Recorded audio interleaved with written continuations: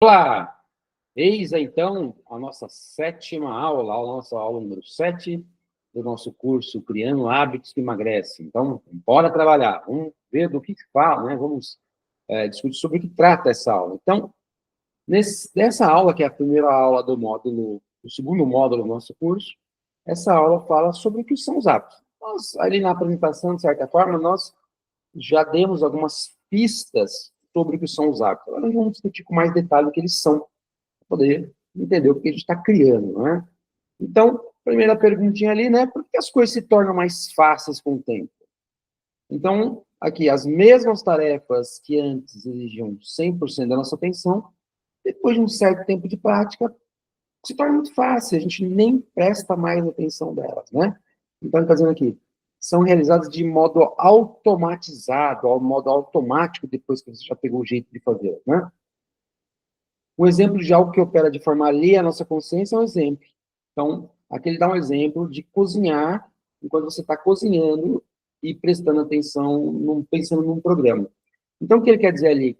Uma forma de você entender como uma coisa já se tornou um hábito, né, segundo aí o Andy Huber, por exemplo, é a medida de quanto você pensa essa coisa. Então, se eu estou ali cozinhando e pensando num talk show, algum anime aí que eu gosto, né, que vai estrear um novo episódio, uma coisa assim, significa que, em relação àquilo que eu estou preparando, eu tenho total domínio, né, eu já sei fazer, então não preciso prestar atenção no movimento. Por outro lado, uma pessoa que ainda não tem hábito, né, vou fazer um arroz, eu não sei como é que faz, ela tem que prestar muita atenção. Então, a primeira dica é o hábito, a gente já entendeu, como comentei, o hábito é algo automatizado. Então, no começo, quando você aprende algo, é preciso usar o uso consciente, lembra? Então, a gente está sempre aqui nessa discussão. Força de vontade, né? Autocontrole exige esforço consciente. Hábito, a gente já discutiu isso, né? Embora não tenha definido numa aula específica, eu já comentei que o hábito é algo incansável. Por quê? Porque ele é uma rotina automatizada. Então, quando você aprende algo, você precisa de um uso consciente da sua atenção, tomando decisões, memorizando, prestando atenção, tá? Isso é, no começo, quando você aprende algo, é a mesma coisa dizer que o eu racional está 100% envolvido na tarefa. Aí, ó, tá dizendo aqui, segundo o parágrafo, estudos mostram, porém, que à medida que a tarefa vai sendo repetida, as áreas do cérebro que cuidam dessa tarefa mudam. Então, passa de uma área onde representa atenção, consciência, para uma área onde você não está consciente. Fica inconsciente, então ela está gravando.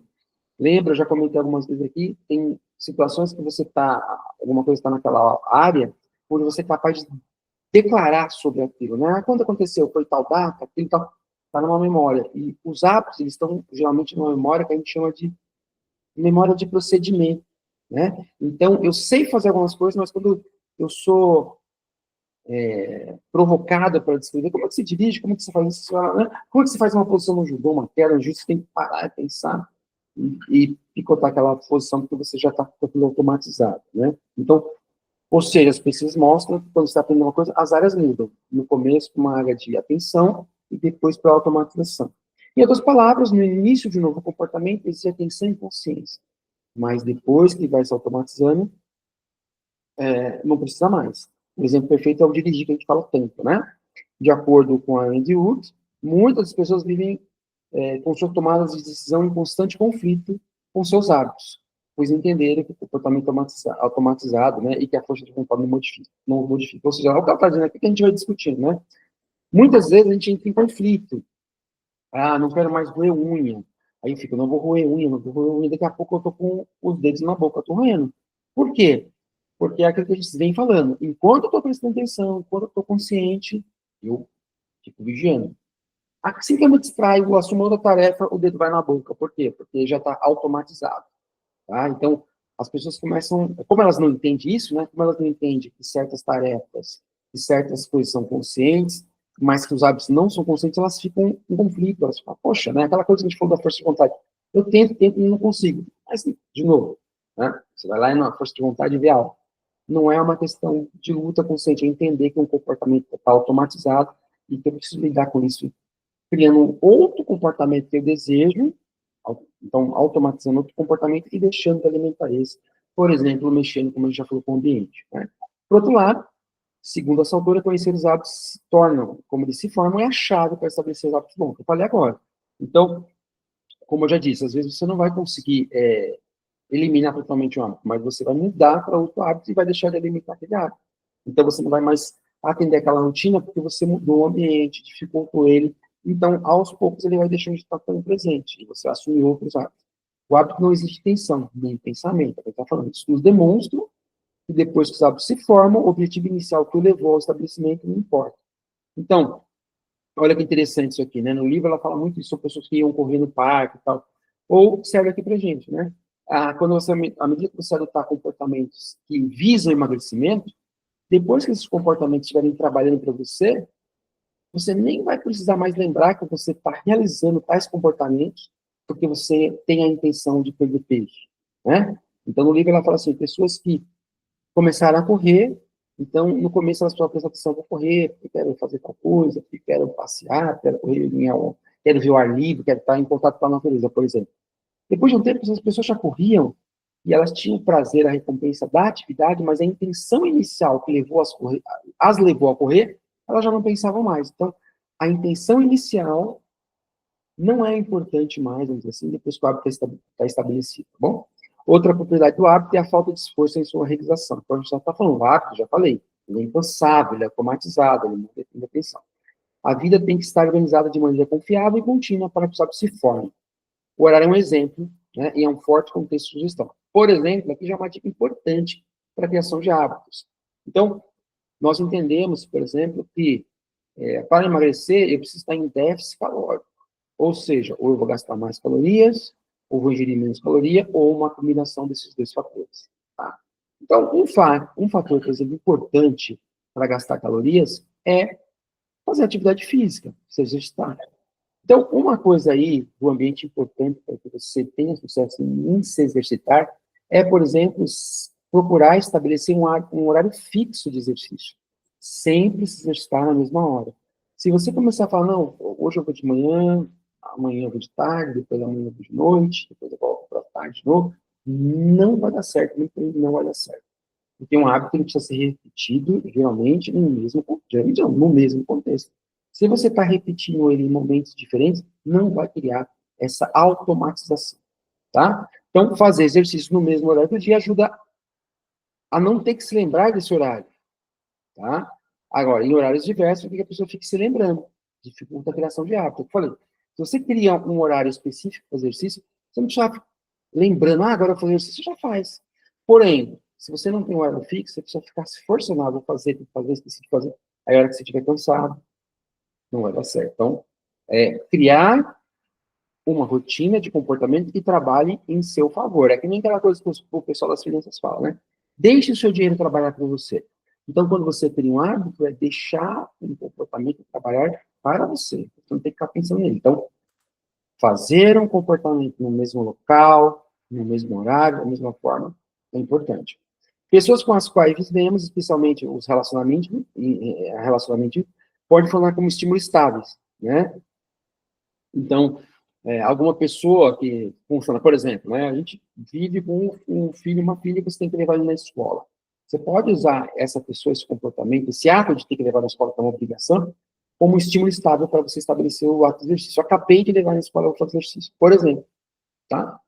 Sair do escritório às 10, olha lá aqui, por exemplo, ó, sair do escritório às 10 para tomar um café no Starbucks. Então, você já tem esse costume, por exemplo, de sair às 10 para tomar um café em qualquer lugar, para Starbucks, né?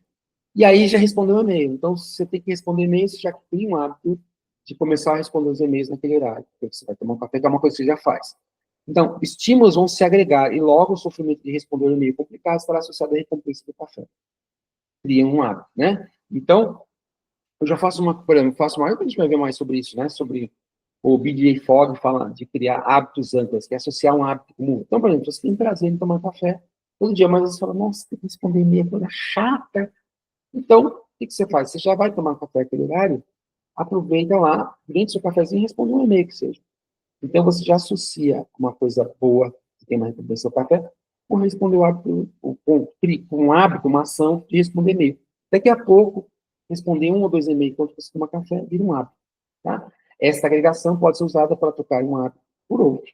O gatilho é o mesmo, né? A recompensa pode ser a mesma. Então, ou seja, aqui ele está dizendo trocar, né? Não criar. Então, você pode também, por exemplo, eu vou tomar café, e aí toda vez que eu tomo café, eu fico no Instagram.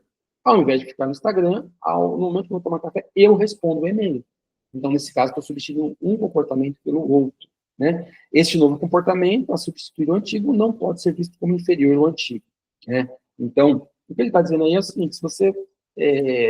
claro que aí no caso do Instagram, do exemplo dele é um pouco complicado. E provavelmente você vai achar o Instagram muito mais divertido do que responder um e-mail, tá? Então, nesse sentido, o Instagram tem uma escala de valor mais gostosa. Então, de certa forma, pelo menos inicialmente, você vai ter que se forçar e agregar o cafezinho com o e-mail, tá? Então, fica a dica também aí. Então, em resumo, a nossa mente cria... Então, o que são os hábitos? A nossa mente cria os hábitos, a gente vai ver na próxima aula agora esses hábitos, né, para quem servem. E aqui já é uma dica, a nossa mente cria hábitos para que não tenhamos que tomar decisões o tempo todo. Imagina que todo dia, tomar decisão de ir à academia, tomar decisão todo dia de escovar os dentes, tomar a decisão todo dia de tomar café da manhã, tomar a decisão todo dia de fazer qualquer outra coisa. Não, você já cria o hábito. Isso já livra a sua atenção para outras coisas, aquilo já se faz automático. Eu acordo, vou lá, faço o meu pipizinho, escovo meu dente. Eu não preciso pensar. Eu entro, né? Tudo bem, o pipizinho você tem um estímulo fisiológico para fazer, então você vai e faz. Mas é muito automático. Você acabou de fazer a sua descarguinha na sua mão, você olha para a escova, já cria um hábito, você escova o seu dentinho. Tá? Então, eu não preciso ficar pensando, como é que escova o dente? Tem que, né? Normalmente, e isso até é ruim, né? Eu vou fazer assim, não. Do jeito que você aprende a escovar o dente, você faz. Então, por isso que, por exemplo, às vezes vai no dentista, o dentista fala assim, o jeito certo de escovar é dessa forma, né? Aí você tem que reaprender a escovar. E aí dá um trabalho, porque automaticamente você entra no banheiro, fez o que escovou, você se pega e está escovando daquele jeito, talvez errado, que você aprendeu. Mas a ideia, em suma, é que você tenha hábitos para ocupar espaço para fazer as coisas, outras coisas que demandam atenção. As rotinas que caracterizam os hábitos são inconscientes. Essa altura do curso já tem que estar bem claro. Por isso é difícil evitar os maus hábitos, porque se as rotinas que a gente está... São rotinas. E se determinada rotina, por exemplo, a gente não quer mais, ela é um hábito ruim, então é complicado, porque da mesma forma que um hábito que a gente considera positivo, a ruim está lá e aparece. Então, sei lá, toda vez eu tenho que tomar sair lá para tomar meu cafezinho ali na esquina, e eu me acostumei muito a sair e já acender um cigarro, e fumar o cigarro. Você vai ver que vai ser complicado, porque toda vez que você sair, né? Então, talvez aí substituir. Então, saiu, pega uma bala, põe na boca a bala, põe um chiclete, sei lá, porque para que você conscientemente esteja com outra coisa na boca e lembre, pelo menos no começo, de não pôr cigarro na boca, né? Tá? Tudo bem? E aí, só para constar, você fala, mas tudo bem, o cigarro ele envolve uma questão de vício, de nicotina, sim. Mas você vê que, por exemplo, nesse livro da Wayne Dyer, ela fala bons hábitos, maus hábitos, ela conta, por exemplo, algumas coisas muito interessantes, né? Pessoas que ficaram viciadas em ópio na Guerra do Vietnã, na década de 60, nos Estados Unidos, assim, 20% dos soldados americanos ficaram muito viciados durante a guerra. E aí o pessoal fala, quando a gente trouxer esses soldados de volta, lascou, porque os caras estão viciados, né? E aí você vê que desse grande grupo de soldados que foram viciados, 5% no máximo continuou com vício. E aí os psicólogos perceberam que a questão do vício, sim, tem a questão de da substância, mas tinha muito a questão do contexto, do local, do ambiente, da disponibilidade da droga. Né? Então, apesar de você ter esse vício, quando você está num outro ambiente, quando você cria relações com outras pessoas, você tem capacidade até de vencer um aspecto fortemente fisiológico, como um vício, uma droga como o ópio e tudo mais, tá? Nos princípios ativos de lá. Logo, para mudar um hábito é preciso evitar fatores como o ambiente onde o mau hábito foi estabelecido, bem como a recompensa unida dele. Aqui está falando, né? Eu falei. Depois que um hábito criou, a recompensa já não precisa mais comemorar, acabou o exercício, mas a recompensa vem com o próprio ato. Mas por isso mesmo, seria um ato negativo. Criar uma outra rotina para evitar que aquele hábito apareça. Então é isso. Essa foi a nossa aula 7, a primeira aula do nosso segundo módulo. Até a próxima aula. Tchau.